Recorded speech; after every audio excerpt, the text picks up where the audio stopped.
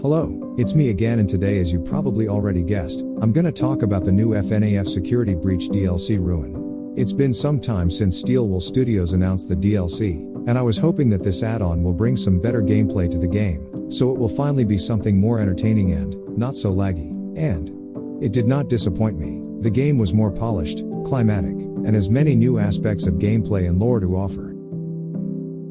So without further ado, let's start. We are playing as a girl named Cassie who is a friend of Gregory. We were called by Gregory that he is trapped inside the Pizzaplex and we need to save him. We are traveling through the pizzeria, deactivating security nodes and doing puzzles. In the game, we are going to meet 3 Glamrock animatronics: Chica, Monty and Roxy. We also see Glamrock Freddy, but it seems to be just a prototype version of him.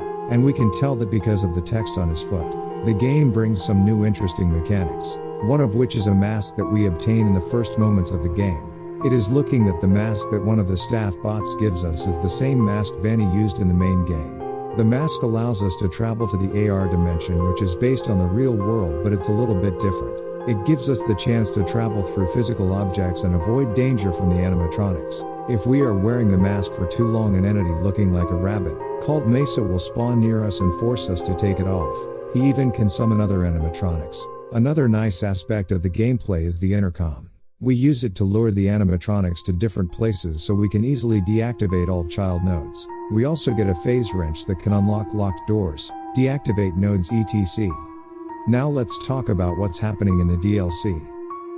We start at the entrance of the Pizzaplex, and as we start going through the place we get a call from Gregory that he is trapped in the sinkhole under the Roxy's Raceway. When we are about to go into the canalization tunnel, Monty attacks us and the real game starts. We wake up near Monty Golf and continue to explore the pizzeria. We get the previously mentioned mask and quickly learn how to use it. In Monty's Golf we use the intercom to deactivate the security nodes. After that, we make our way into the daycare where we help the sun to reboot, which creates a new animatronic known as Eclipse.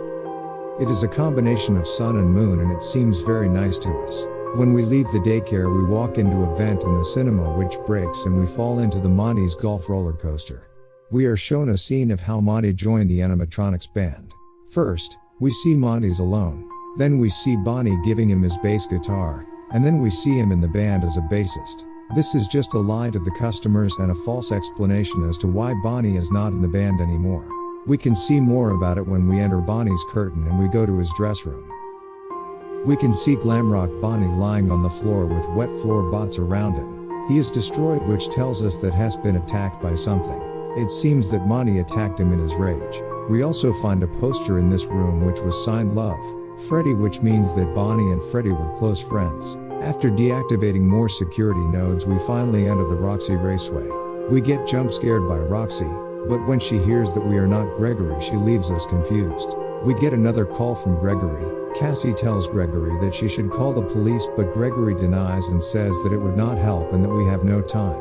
It starts to get a little bit suspicious, that he don't want to involve the police in this. After entering a vent in Bonnie's bowl we get teleported to the phase blast area where we encounter Freddy's prototype. We escape him and now it's time to deactivate the final node, Roxy.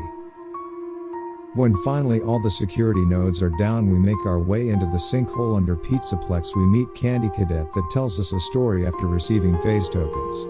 We go even deeper and finally break Gregory free, but it is not him. This thing chases us down, but we make it to the elevator before it can catch us.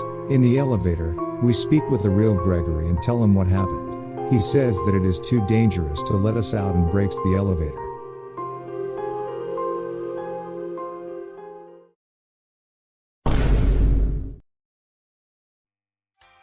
You see, the main problem with Security Breach was that the game did not appear to be scary. The whole graphic design in most places was just too clean. The locations were big and just filled with staff bots that are not a big problem to deal with if you just have eyes. It's probably because Steelwool decided to give up the more creepy, claustrophobic game design with super secret hidden lore about killing children in the pizzeria and make Security Breach more of an open world game with more lustrous look.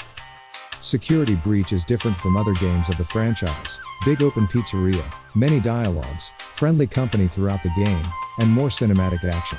These things were not present in previous titles. This game is not creepy, scary or have that much disturbing lore and is addressed to the younger audience. It's kinda funny how in this game you can at some point literally shoot the animatronics with a blaster. Of course, not all of the game was the same and there were some segments that were better than others. Like the daycare which finally brought us some harder challenge in the ending. Maybe let's not talk about the ending here. But the endoskeletons were hard to deal with and scared me a lot. I also think that we should talk about something. The useless game mechanics. You see, usually the map in other games with a lot of traveling is very useful because we can see where to go. Not in this game. In this game, the map is just a plan of the building with charging station locations on it. And that's basically it. How am I gonna find Bonnie's bowl on this? Tell me. But I don't know what is more useless, the map or the cameras.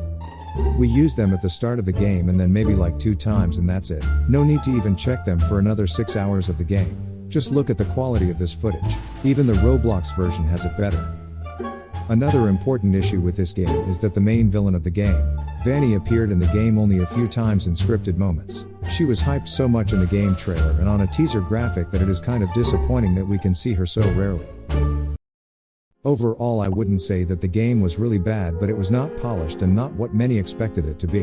The DLC is, my opinion, much better than the main game.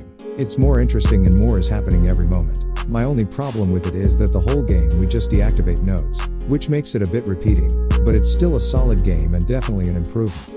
I really like that the game went more into the old, kind of forgotten design, and it finally started looking like a horror game. There are many other interesting aspects of the story in this game, like Mimic or other endings, and maybe I will make more videos about them. See you next time.